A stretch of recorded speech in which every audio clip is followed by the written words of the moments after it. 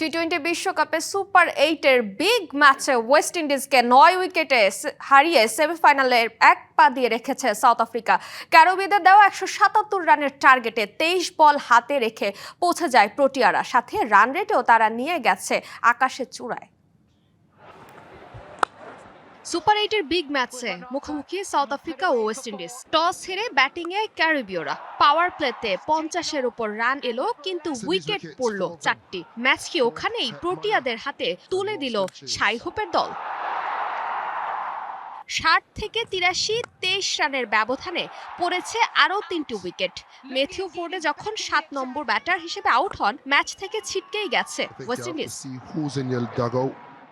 খাদের কিনারা থেকে তোলেন জেসন হোল্ডার আর রোমারিও শেফার্ড। 89 রানের পার্টনারশিপে পাল্টে যায় ম্যাচের চিত্র। দুজন মিলে 6 হাঁকিয়েছেন 7টা, 4ও হাঁকিয়েছেন ওই 7টাই। 8 উইকেটে বোর্ডে 176 রান তোলে ওয়েস্ট ইন্ডিজ। ম্যাচের মোমেন্টাম বদলে গেছে। বিলো পার স্কোর হলেও আহমেদাবাদে 177 রানের লক্ষ্য খুব একটা কমও নয়, কিন্তু প্রোটিয়াদের ব্যাটিং দেখে সেটা বোঝার উপায় কই। ডিকক আর মার্ক্রাম ওপেনিং জুটি তুলেছেন 8 ওভারে 96 রান, ঠিক ওভার প্রতি 12 করে। কক হাফ সেঞ্চুরি মিস করলেও মার্ক্রাম করেননি। রিকালটনকে নিয়ে 23 বল বাকি থাকতেই ম্যাচ শেষ করে দেন। প্রোটিয়াদের সেমিফাইনাল এখন অনেকটাই নিশ্চিত। ফারজানা জাহান প্রিয়া, ডিবিসি নিউজ ডেস্ক।